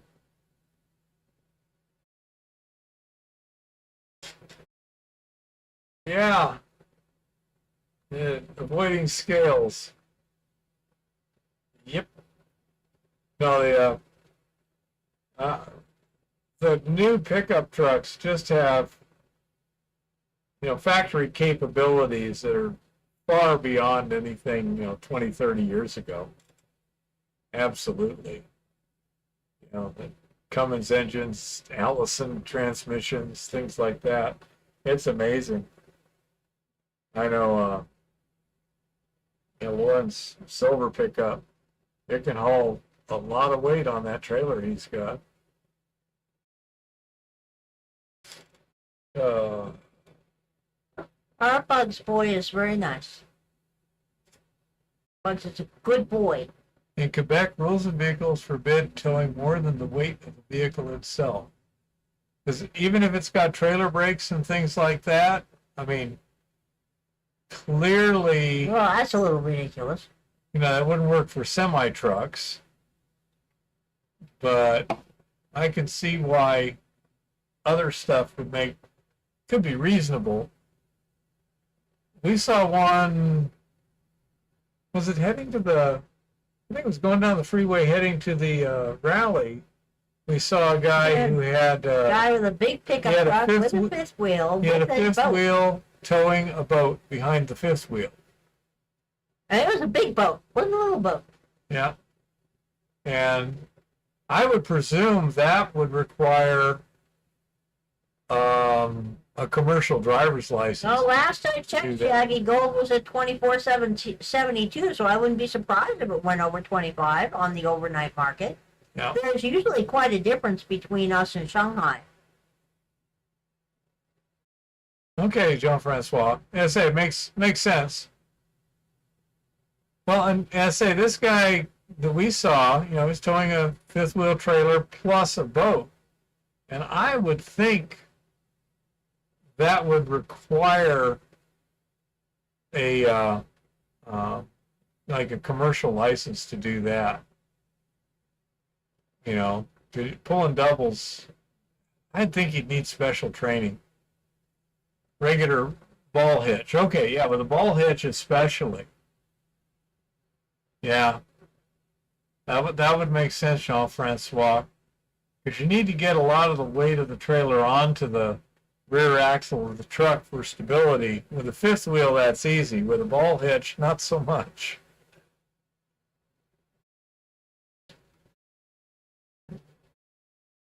I don't know.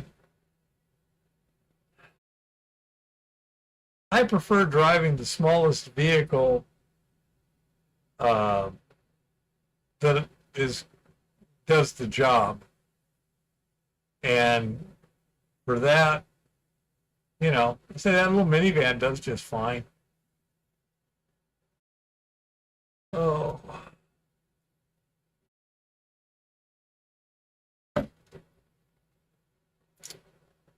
Here you can pull two with a regular license, huh? Where are you at, Dean?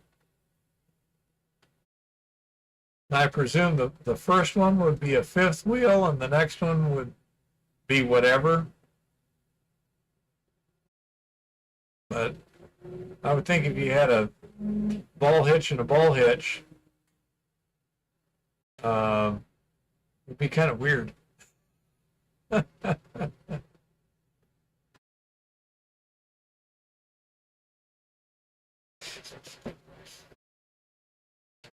Where you're at 26,000 NCDL, Wisconsin, huh? Interesting.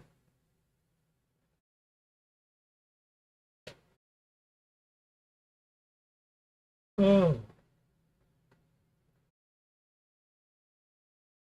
up here in Montana, they're a lot looser than a lot of places, but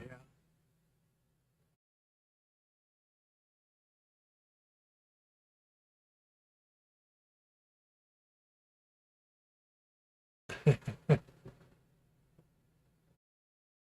No rust, 60,000 sounds good, Jean Francois. Most air brakes are commercial, okay.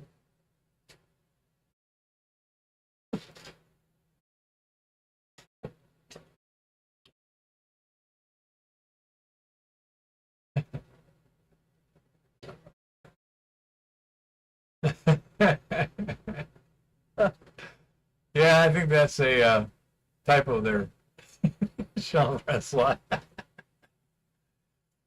Yeah.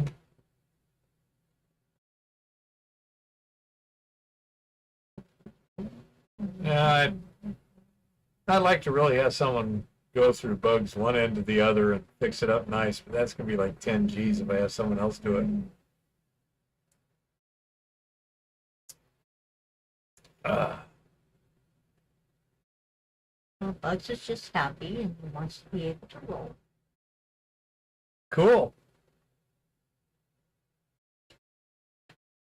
Ford trucks only, huh? Now, I suppose Fords are reasonably reliable and reasonably useful. I never had one, but I just don't like the look. But Fix or repair daily, Dean. Say no more. Bugs is a good boy. Bugs is a Chevy. say I really have no opinion on it. I mean, obviously they can't be horrible, or they wouldn't have so much volume. Yeah, right. Mm-hmm. You keep thinking those thoughts, Dean. Maybe some of their cars. Maybe. Again, I have no clue. So they can't be horrible. I mean, they can't be like a Yugo. Don't count on it. You could, they just couldn't sell them no matter what. People don't buy trucks for looks; they buy it because they need to haul something. Well, let me put it this way. People buy SUVs for looks. Look at how many Cadillac Escalades and Lincoln Navigators there are out I there. bet you they don't break every 3 days either. Well, considering they don't do anything with them. I would hesitate to own one of those. I wouldn't want to pay Cadillac prices for a. I wouldn't own one of those Skyler trucks either. Those things are idiots. Well, that's true. Mopar can't go far without tow bar. At least not the newer Mopars. There's a couple of varieties that are perfectly good.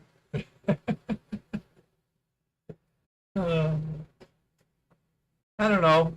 I say there's clearly certain brands and certain models and certain years were crap. Well, some idiot online on Reddit was saying that we, meaning Professor Hardrock and I, should get a Ford Lightning electric pickup truck. Really? Oh, yes. Oh, absolutely. We should get a Ford Lightning electric pickup truck. Well, that would go over real well. Assuming we could make it to top of the hill, once we came back down, we could recharge the battery. I don't think we could make it. Okay? Yeah, that's my thought, Kodak, is you got to look at the brand, the model, the year, and everything like that. And Land Rovers are supposed to be really good. Old ones. And Toyotas, yes. Toyota's Old supposed to be Toyotas. pretty tough. Now, I knew a guy, his dad was in oil exploration in the 50s, and they said the internationals were really tough except for one problem. They had a no weak link drive line, so you never knew what you were going to blow up. Were you going to blow a U-joint, an axle, a transmission, a differential?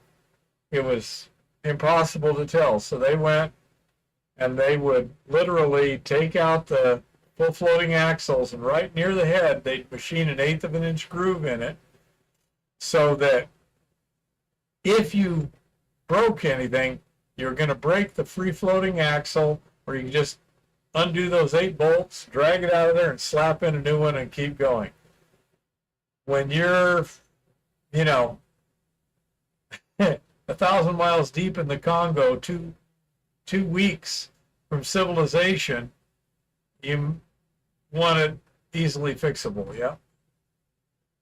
Well, that's the thing. We can wrench on bugs. You can't wrench on any new vehicle. I don't know. I mean, All these new vehicles are like non-wrenchable. well, yeah, pretty much, Jean-Francois. I was watching Absolutely, Dean. I saw the same thing back in New England. I was watching, I think it was Ted Cruz and Buttigieg, and Buttigieg was talking about how amazingly efficient the electric cars were. And, Cruz is saying, well, first you got to get the electricity. And that's not 90% efficient, Buttigieg didn't seem to be able to understand it. I don't know if he was playing stupid or just being himself. No, he is not playing stupid. He is stupid. Yeah. This is a known fact.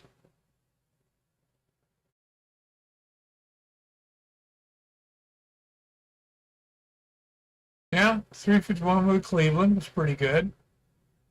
Yeah, Cummins engine, Allison transmission, that's tough.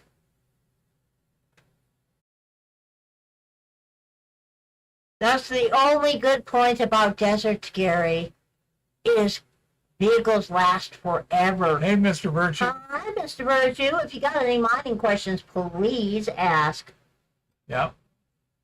We were just at the top of the hill this weekend, digging out some more stuff, trying to figure out what's going on. Quick answer, I haven't figured out much yet. Mm-hmm. Longer answer, I was vindicated because I said last week that we should not even use the word vein at all. She did. Because I was pretty damn sure it would be a bad use. She was far from convinced. As usual, everybody ignored me, so. Yeah. So, anyhow.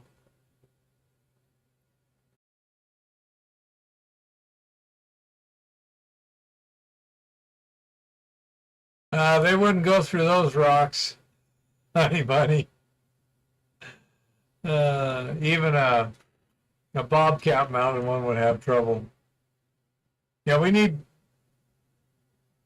ideally we should get an excavator out there, but that requires permitting plus a lot of money. The money could probably be dealt with. The permitting probably take a year or so. We may do that next year or so. We'll see what happens this winter, what kind of research we come up with. Hopefully they'll get the dam records opened up again for into winter so we can do some researching. Because I got a good idea of what we're looking at in terms of names and this and that and the other. But boy, just trying to find any information is pretty much non-existent.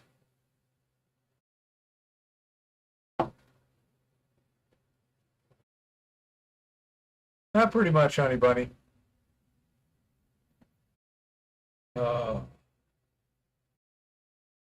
Building an auger couldn't be that hard. It's easier to buy one. Well, yeah, I didn't say that. I just said it couldn't be that hard. Yeah. Oh.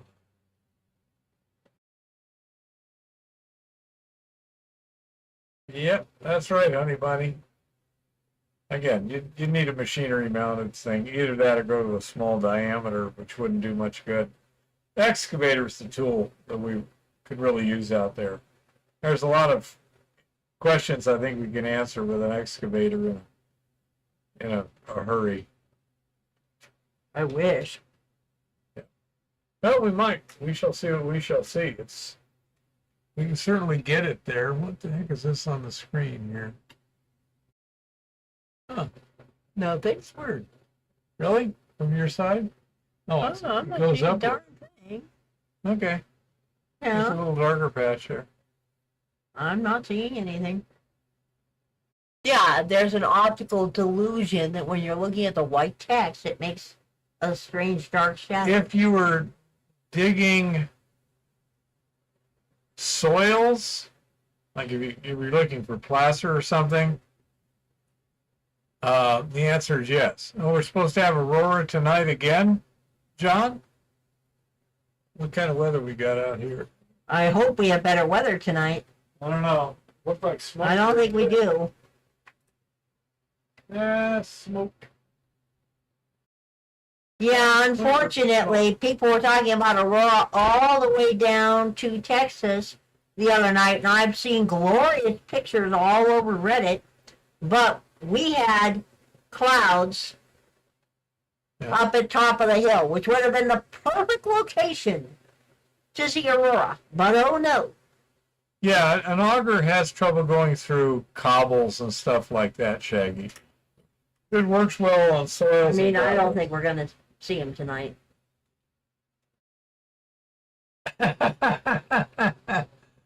Oh. Yeah, Jean-Francois. That might actually be possible, but I prefer not to. Oh. Oh, goodness. Hmm. Hey, Rock. Hi, Rock. Everything's going well. What we thought was a vein last week looks like Dozerville this week. Say hi to the Posted kids. a video about it. But I said last week I didn't think it was a vein. anyhow, aside from that, everything's going okay. And by the way, Rock, I saw your video about cleaning crystals. That was absolutely amazing. Thank you. Yeah. Oh, yeah. Mexicans will kick my butt. Absolutely. And they don't even seem to show any signs of exerting themselves, per se. They're just working. It's like you try and keep up with them, and pretty soon you're laying on the ground panting. Yeah. Well, I was doing a good clip this weekend. I was a little bit amazed. Uh-oh.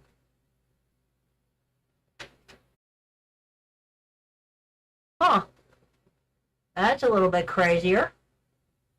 That's not too good, Jean-Francois. Been waiting for something like that to happen. What is that, Kessler effect? Yeah, very bad thing. No, that was an amazing video, Rock Butcher. It was very helpful. My crystals never get totally clean anyway, but that was extremely helpful. Thank you. You can get both, honey bunny. The guys I worked with were always usually pretty hard workers. And they seem to know how to work efficiently. And like the guys who are finishing concrete, just they know how much to apply, exactly when, and they just make it look easy, get it done well. Well, you notice how much material I actually managed to move while I'm sitting on my butt. Yeah. Which is funny. Yeah. Yeah, you can go to his channel, Rock Butcher. Absolutely, Gary. Yeah, he had some beautiful crystal specimens. I do want to try oxalic acid one of these days just because. Haven't tried it yet. Figures, Jean-Francois. Uh-huh. Oh. I like that one, it's a month or so ago, I think, where China was doing a static fire test on a rocket, and I guess the hold downs didn't work. Oh, that reminds me, we will have a picture next week, Rock Butcher, but in the midst of everything this week, I found a piece of what looks like tree root that either grew around a rock or had calcite build up all over it. It's the funniest thing. Yeah. I'm going to get some pictures of it. Oh. No, it is pretty oddball root. Looks like it kind of incorporated a rock in it. So, we shall see. But yeah, I posted a video today, Rock, to give a little clearer view of the layout there at the disturbed area. Oh. Okay, I'm Yeah, tired. unfortunately, I don't think that root is showing in that picture. No. I'm sure if it is actually in frame, it's not big enough to be able to see. Well, that's one of the reasons I wanted to try it, Rock Butcher. I'm really looking forward to it. Probably, I mean, I don't anybody. expect my crystals to become gloriously, perfectly clear. I just want to get them somewhat cleaned up so I can see some better structure in them. I have no idea, Rock, what it is. It's kind of odd. Oh, I think I know what you're talking about. Things that looks, shaped kind of like a root, but it's actually melted rock. Fuller, yeah. Now this is actually a root. Yeah, it's actually a wooden root Yeah. that appears to have grown around a rock, or the rock grew around the root. The only thing I can figure is somehow there's some sort of calcite buildup on it somehow that's doing something. I'm going to test it with acid when I bring it back. Or next time I see it. It's sitting right there waiting for me. Yep. I will take many good pictures. Yeah. So, anyhow, I say the video I just put up today will give you a better idea of the layout of the disturbed area there. And say it I think I got a spot where there may be some good bedrock close to hand. We shall see what we shall see. Huh. But an excavator would definitely get to bedrock, I'm sure. Well, not from the top of that dump, but yeah.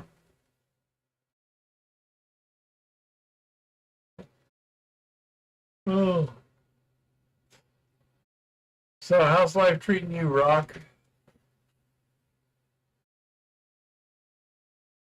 That would not surprise me, Rock, because one of the trees that's on our route coming out of this area is actually kind of hanging from the side of the hill at about a 45 to 50 degree angle right now. Okay. It's going to come out of the wall sooner or later, but the roots are right around a large outcropping. It's very, very interesting.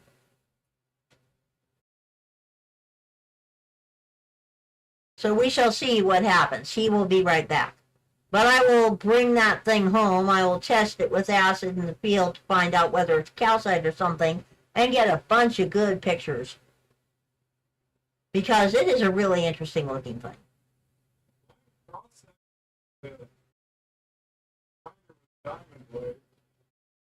Yeah, we may do that too, dude.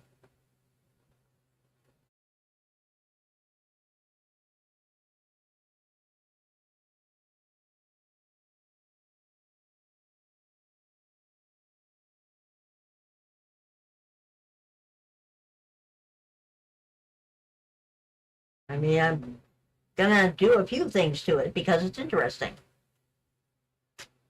Good night, Jean-Francois.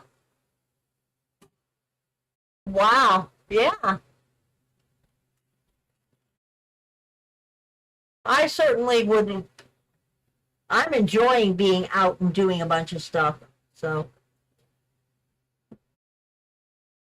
Yeah, she loves being up at top of the hill.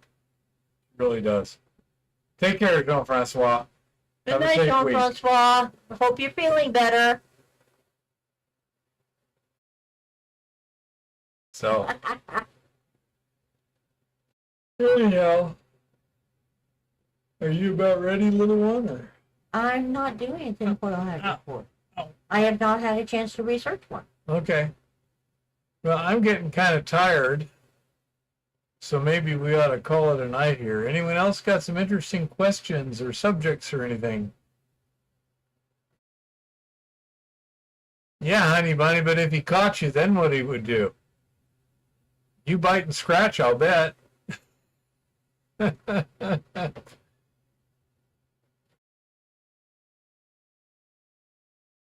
Oh, yeah, that'd be a good idea, Dean. Absolutely.